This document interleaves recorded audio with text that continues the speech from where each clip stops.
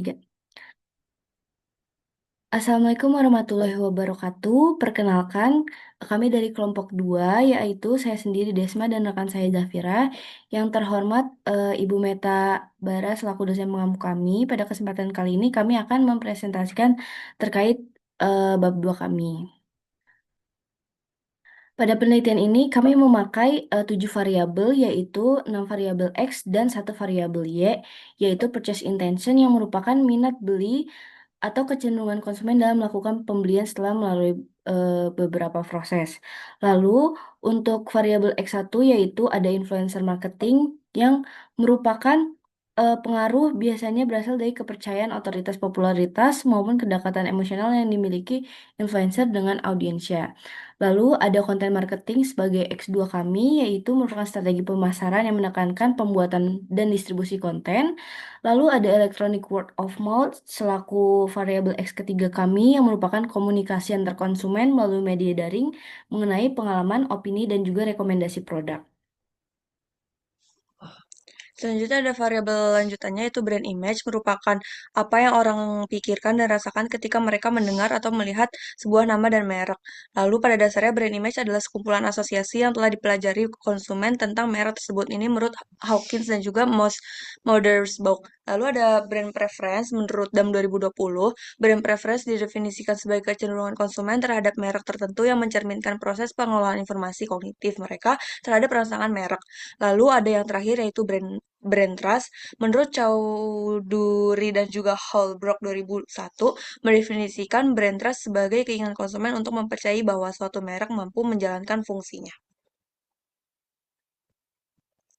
Selanjutnya terdapat indikator Selanjutnya, yang kami gunakan dalam penelitian ini, yaitu pada variabel purchase intention kami menggunakan teori Kotler et al. Pada tahun 2019 dengan indikator terdapat 4 indikator, yaitu minat transaksional, minat referensial, minat preferensial, dan juga minat eksploratif.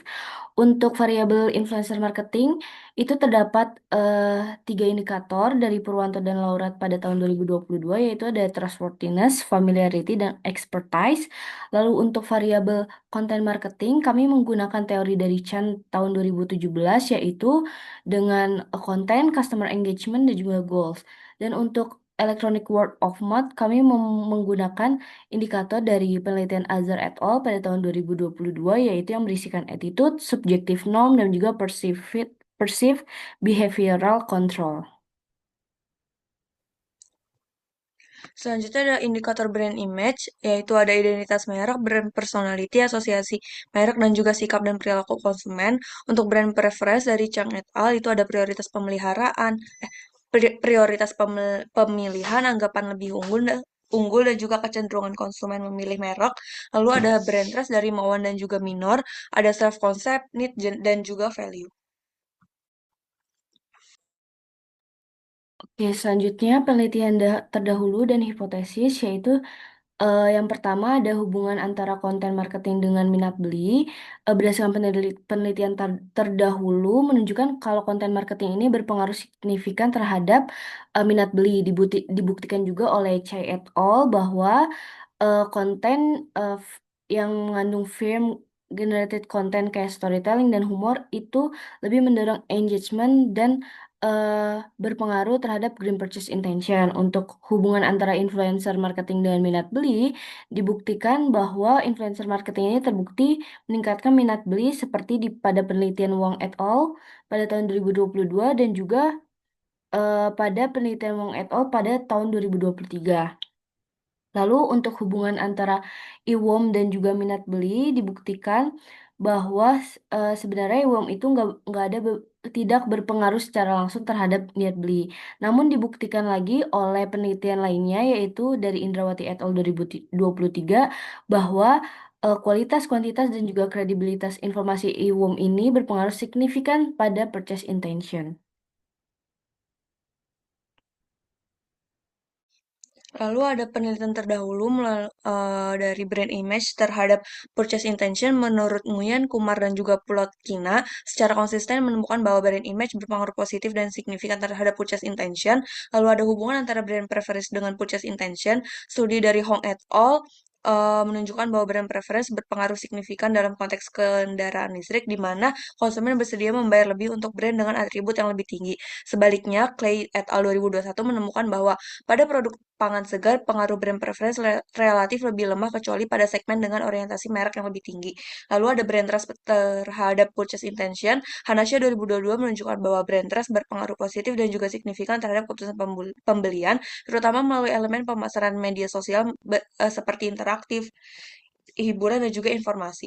Lalu temuan ini diperkuat oleh Sohail et al. 2021 yang menemukan bahwa brand trust sangat berpengaruh terhadap brand loyalty, sehingga konsumen dengan tingkat kepercayaan tinggi cenderung memilih preferensi dan juga keterikatan lebih besar pada merek.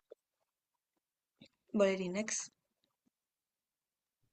Berikut adalah tabel terkait penelitian terdahulu, yang mana eh, yang pertama yaitu penelitian terkait konten marketing terhadap green purchase intention, yang kita menemukan bahwa terdapat pengaruh yang signifikan terhadap purchase intention. Kemudian ada juga information or emotional the influencing mechanism of digital corporate social responsibility related, yang menemukan bahwa konten informatif secara signifikan meningkatkan persepsi kompetensi konsumen dan berpengaruh positif terhadap niat beli.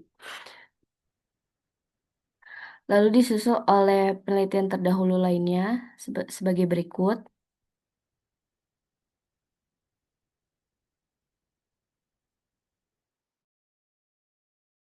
Lalu ini ada penelitian terdahulu mengenai brand preference dan juga willingness to pay.